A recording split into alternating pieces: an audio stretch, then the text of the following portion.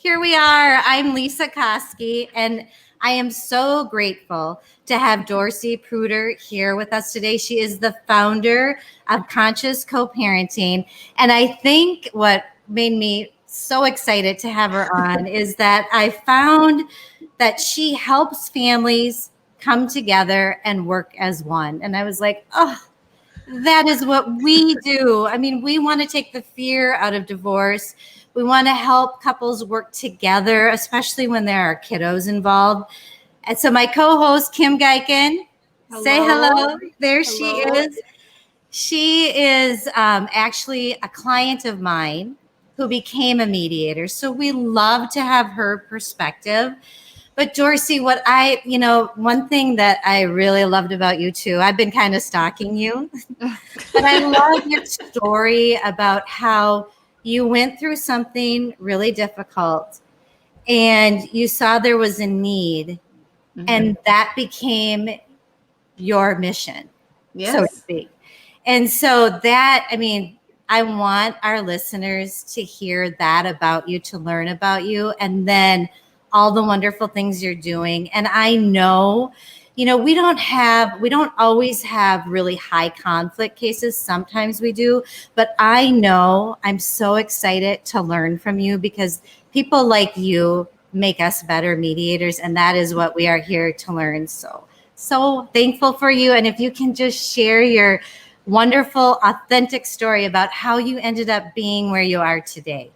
Well, first of all, thank you, Lesa and Kim, for having me on your show. I'm very excited to be here. And thank you for the wonderful work you're doing in the world, because peacemakers are so desperately needed, and having a conscious uncoupling or a conscious divorce is really critical. And we also do divorce mediation here. So it's like near and dear to my heart personally. And I really appreciate the work that you guys are doing as well. And I got into this space after a 16-year career in the mortgage industry as a top producer, and I retired in my mid-30s after a very tumultuous divorce, which I ended up settling. So we ended up mediating our divorce as well outside of court without a mediator. It was my children's dad and we met, and it was like, listen, this is the way this is going down. You don't want to go to court. The judge had already said early on, dude, what are you doing? You can't stay home until your kids are 18, because my husband at the time was staying home, and they're like, you have a master's degree, man. No. And right. I got divorced in North Carolina. So it was like, yeah, that ain't happening. So my kids were 2 and 4. And as you know, I went through this nasty divorce, and even more so was really the awakening after my divorce of really realizing that the divorce industry, if you will, was really a industry that had lots of dirty little secrets that the industry didn't really want divorcing people to know. And so it's very litigious and keeps people stuck in the emotional spin cycle. And what I did for myself, and I help other people do, is really realize that going through the court system is not the best system to go through when you're getting divorced. I mean, I really believe that marriage shouldn't be a contract that the government, oversees anyway, but here we are. Mm-hmm. And so teaching people really how to have a conscious uncoupling, or more importantly, a conscious co-parenting plan, is really, really critical, because we don't realize the impact that divorce has if we don't do it right on our children. Mm-hmm. And it's not the divorce. People are like, oh, divorce is terrible. It's like, no, divorce happens. Right. That's just part of life and the evolution of relationships. But it's how we handle our divorce, during and after, especially, that really impacts the next generation and the next generation. So for me, it was not only going through it for myself, but it was also looking back, what happened to me as a child. And it was like, wait a second, there is no way I'm going to have that happen with my kids. Even though we were trekking down that path, I was like, no, I'm not going to have an emotional cutoff with my children. So Dorcy, you were emotional. Not everybody knows you were cut off from your father. I was.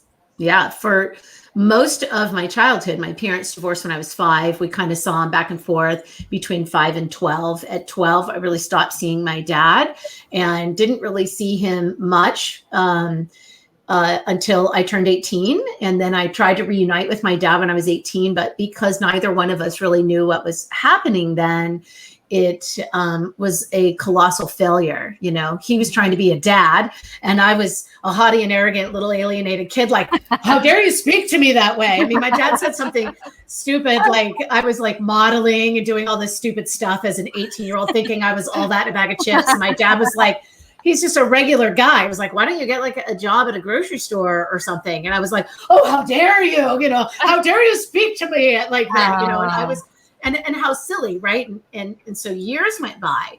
And, you know, when I had my first child, I tried to reunite again. And we kind of reunited, but it was very tumultuous. And it wasn't until I had gone through my own divorce and then my mom allied with my ex and tried to alienate me from my children that I was like, oh, hell no. Like, this is not going to happen. Mm-mm. And it took a few years because my kids were young for me to really anchor into what was really happening and understand this family dynamic. And more importantly, understand that there was no solution. Like everywhere I went, it was like, help me, help me. And they're like, just reunite with your dad. I'm like, oh, I'm trying, you know. And right. There was a lot of attitude too in the professional community towards me as an alienated kid, like an adult alienated kid. There was a lot of like, you know, we'll just do it. And a lot of blame. It was like unspoken, but felt like it was my fault. And now I'm an adult and just make it right. And what's wrong with you? And I find that a lot, even in the parents that we start working with, where they're still angry with their children. And it's like, listen, this is happening to your children. And there's a better way to handle that, right? To elevate your family and really elevate the children out of the pathology. So you went through this firsthand, and couldn't find anyone to help you. Felt terrible when you were trying to seek help. And so you kind of like had to figure it out, is what it sounds like. That's exactly right. That's amazing. Thank you.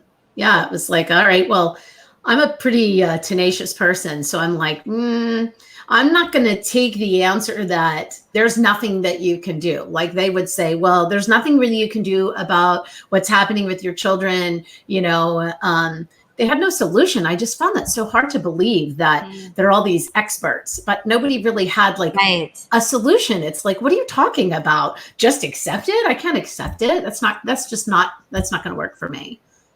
Dorcy, how did your now ex-husband handle, you know, not alienating you? Or if it was so tumultuous, how did you get him to come around to the idea of, you know, what a terrible impact this would have had on your children had you not connected? It's a great question. So he is the exact same person that I divorced in 2003. So he hasn't changed. He's very passive aggressive. It's more of a, you know, he's just much more passive aggressive. I had to take matters into my own hands, and I had to empower my children with the skills and tools that they needed to be in relationship with both parents. So my job is to really integrate, not eliminate. And it was very hard because, you know, I was raised by a pathogenic mom, and my desire to want to get them to reject him was very strong too. Like, oh, wait a second, I'm going to win this game. Like, oh, you want to play that game? I'll go toe to toe with you all day long. And it's like, well, but that doesn't really benefit my children. So it wasn't about changing him. It was about helping my children be in relationship with both of their parents, because the truth is they love both of us, and flaws and all. And I'm not a perfect person either. And so, you know, I have lots of flaws, and teaching them that we don't eliminate people by the mistakes or flaws that they have, right? We integrate with them. And also teaching my children that, you know, if they rejected either side of their heritage, right, their family, that they're really rejecting half of who they are.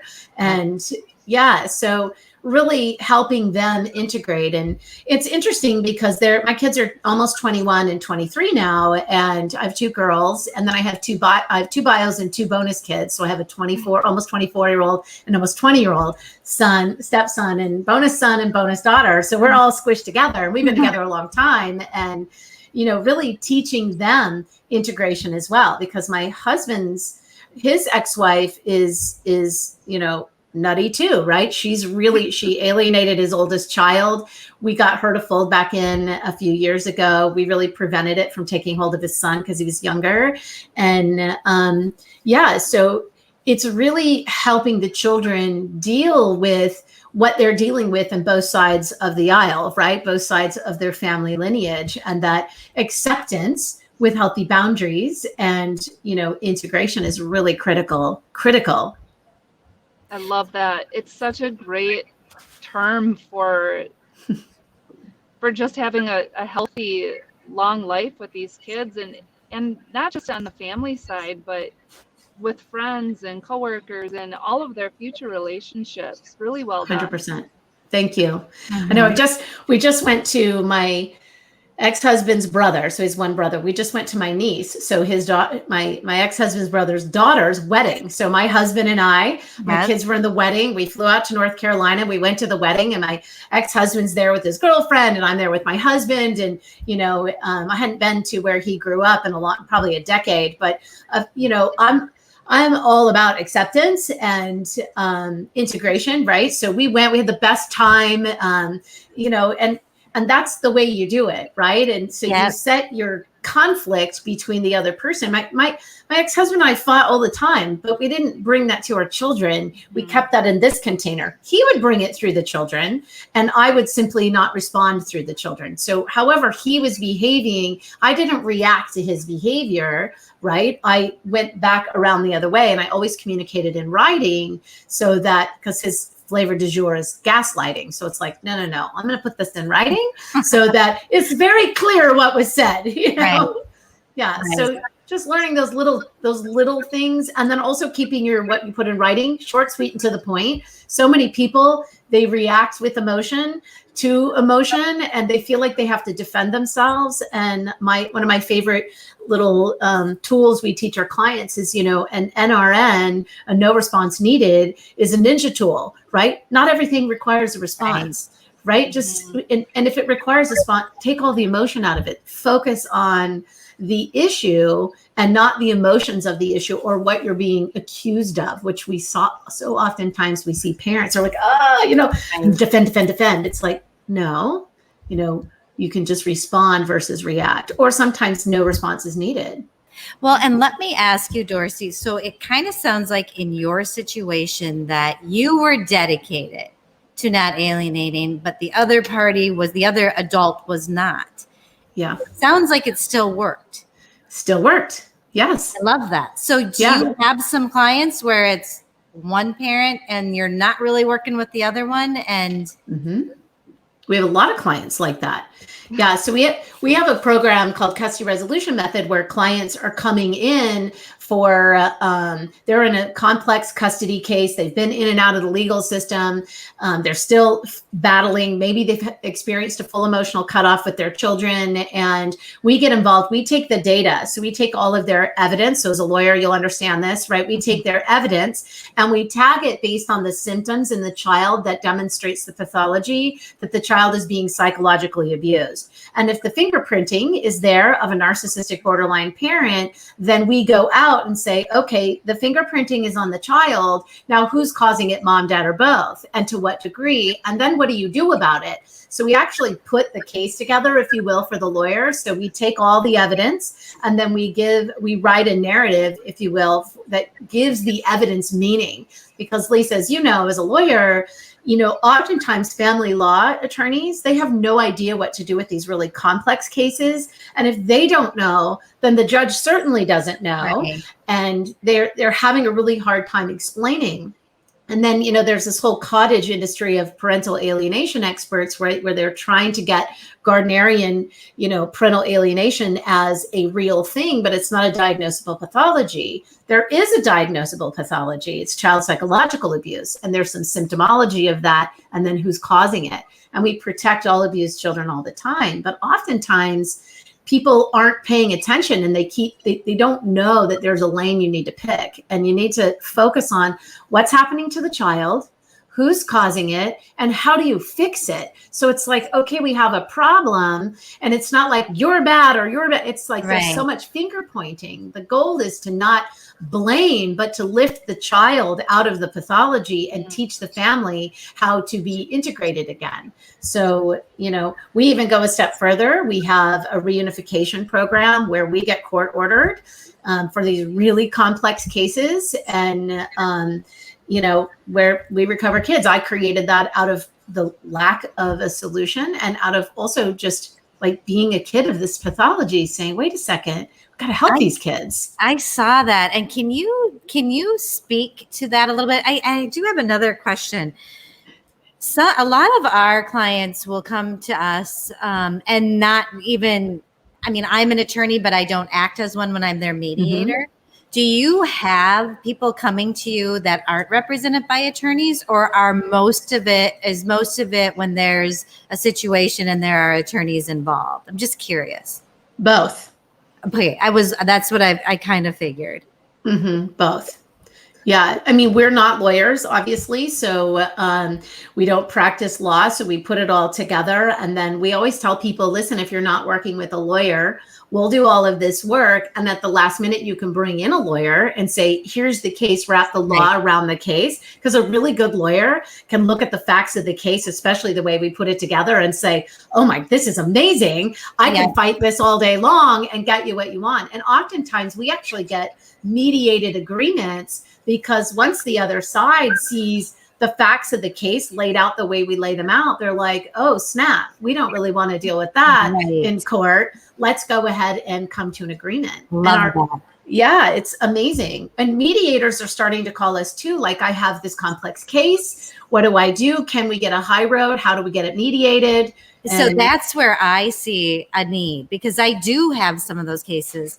And now I want to just take a step back, because I did want to hear more about that program that you have where you unify. Can you tell me, give me the details of how that works? Okay. So it's a psychoeducational workshop. It's court ordered. There's a temporary protective separation between the psychologically abusive parent and the children. They attend the workshop. It's 4 days. It's mostly educational and coaching and skill building. So we watch some videos that are about relationships, about empathy. It's really, for the woo version of it. It's like lifting the brain out, rewiring it, dropping it back down into the child and the family, right? Teaching them how to be in relationship, resetting the post-separation or divorce family dynamic, and teaching them how to have a healthy parent-child relationship with the parent that's attending the workshop.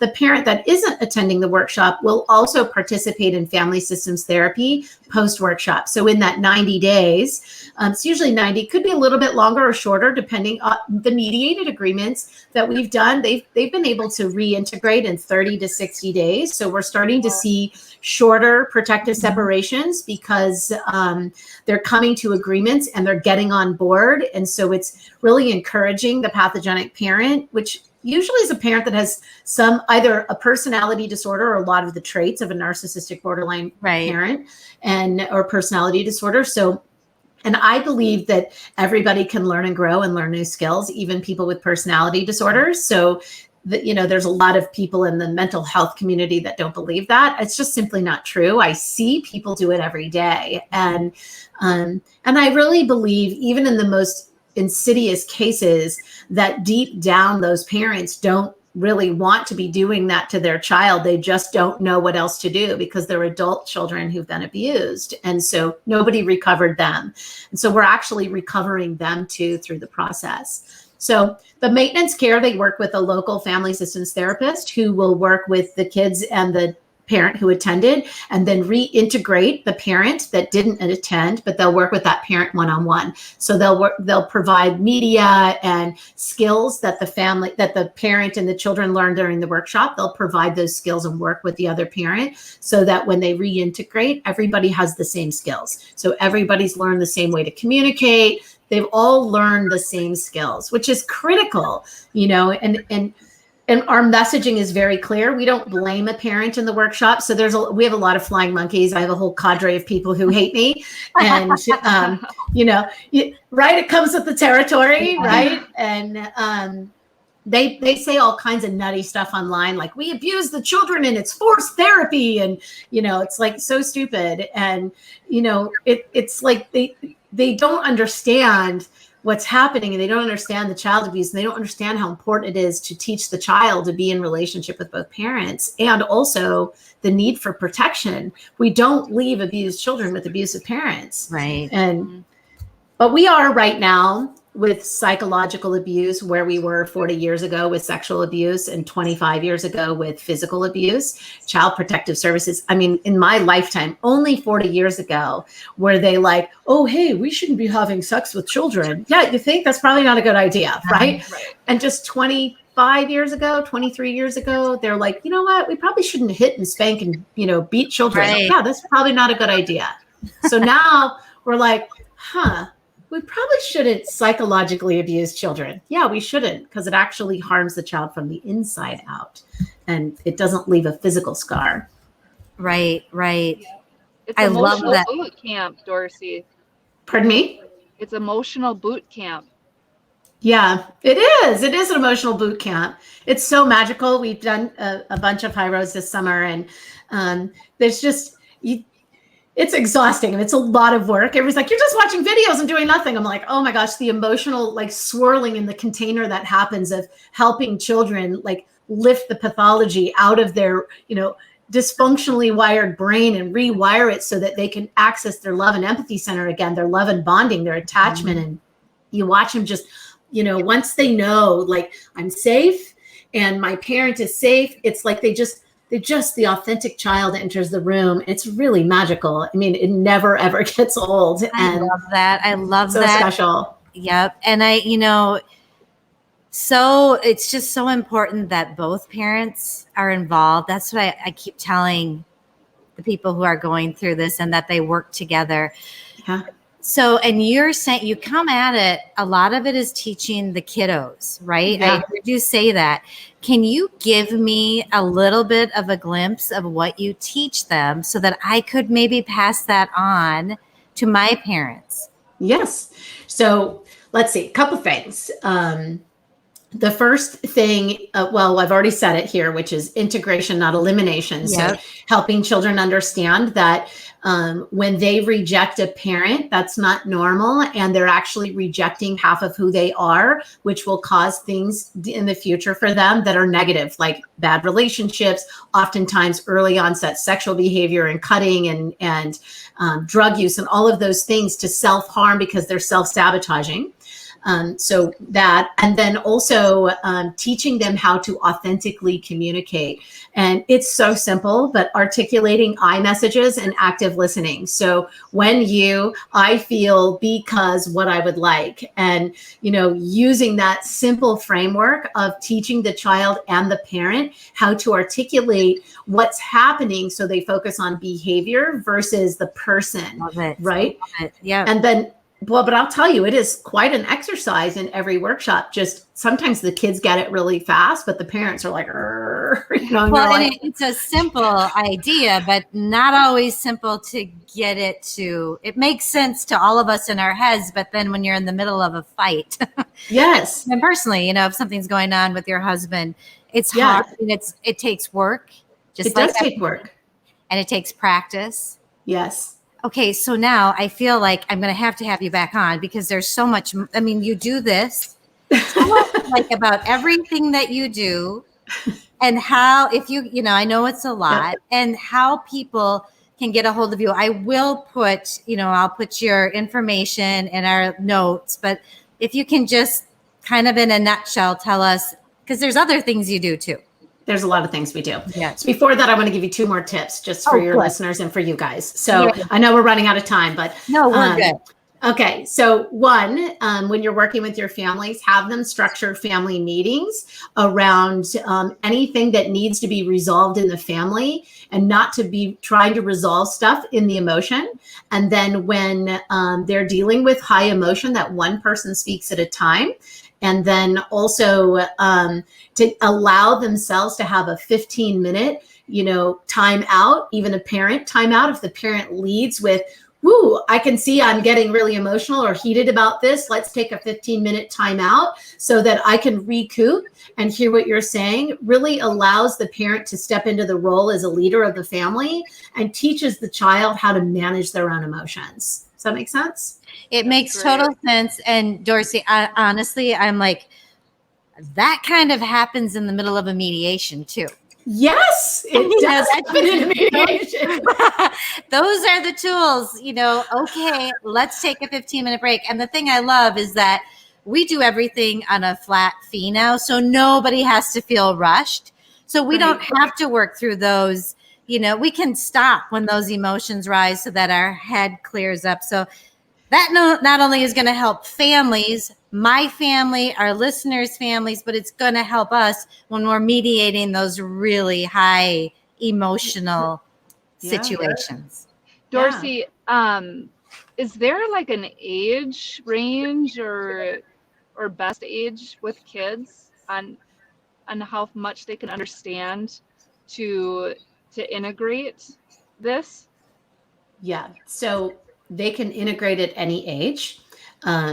Kids are extremely resilient and super smart. And so they're always looking to their parents, both watching them, what are they doing, listening to what they're saying, and feeling into what they are feeling. And they're super perceptive and super intuitive to that. So at any age, a parent can change their behavior. And as they shift how they show up, the child shifts around them.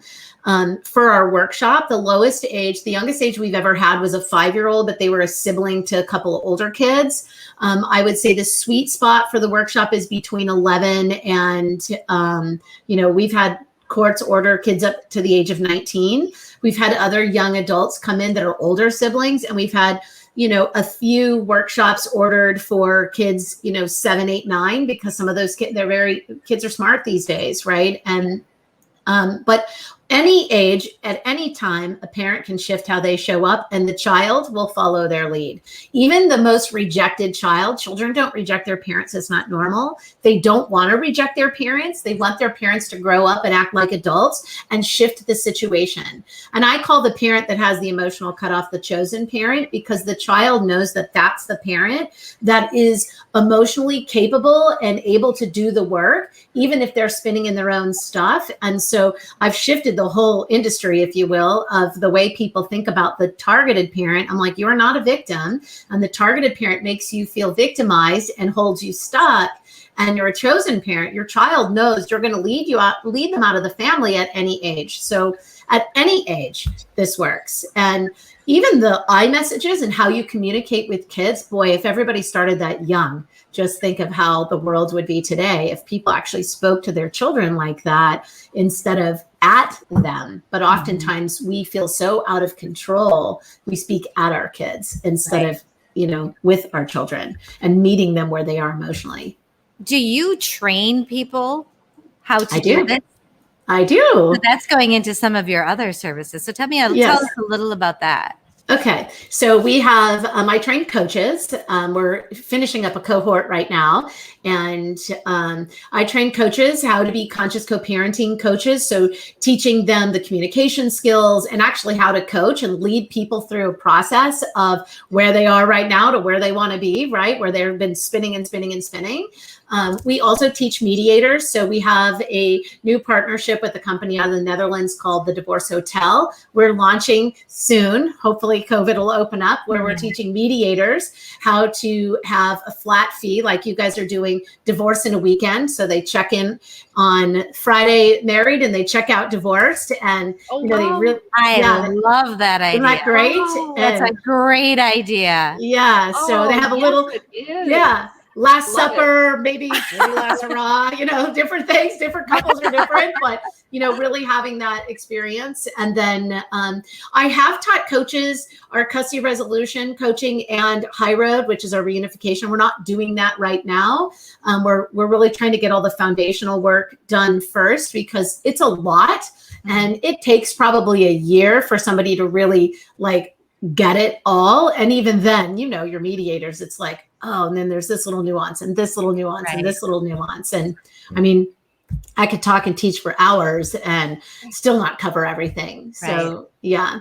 And then we really meet the divorcing parents' need wherever they are in the process. So mediation, parenting plans, parenting courses. We have a ton of parenting courses online, coaching, custody coaching, and then for the really extreme cases, the high road. And what's really exciting about the work that we do is with the custody resolution method, the timelines I was telling you about, there's coaching that the client gets with that with one of our certified coaches. And we are actually preventing the need for a high road. So there was a day where I was like, no, all these families, they need this. And I'm like, I wonder what if we do this here, if that would work and we could actually prevent this from escalating, or even when it escalates, to resolve the conflict and get the family reintegrated without a protective separation and without a high road. And we've actually successfully done that. Yeah. So it's very, very exciting. Very exciting.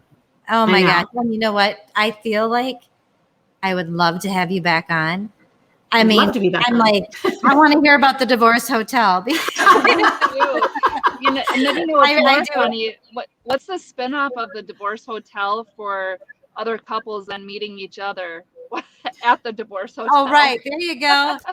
So it's really funny that you mentioned that. My husband and I were talking the other day, and I'm like, what if we had like the divorce hotel cruise, and we had a bunch of our mediators and all of our couples, and then they all got divorced, and then we had like the meetup, the mix up at the, you know. I love it. Can we play matchmaker? Because I really love that idea. If you need to do profiles before that, like dating profiles, pre-cruise, there is a business in writing profiles. I will tell you what. Knows that. Yes. Okay, so we totally need to do this again. I honestly feel like I have learned so much, and I just loved having you here. But now you need to tell us, how do people get a hold of you and your, So you can go to our website, which is consciouscoparentinginstitute.com, or if you need immediate assistance, you want to talk to somebody right away, you can give us a call. Our number is 888-379-7279. I feel like I'm in an infomercial. Or you can email us. I know. Yeah, it's like, call us today. Right. Well, you know what, though? You have great services. Both parents are so important. And I love that you've created this out of a need that you saw. So Dorcy, thank you so much. It has been such a pleasure. Such a pleasure. And we will be asking you about that divorce hotel in another episode. I love it. Thank you so much for having me. Good to see you. Bye-bye.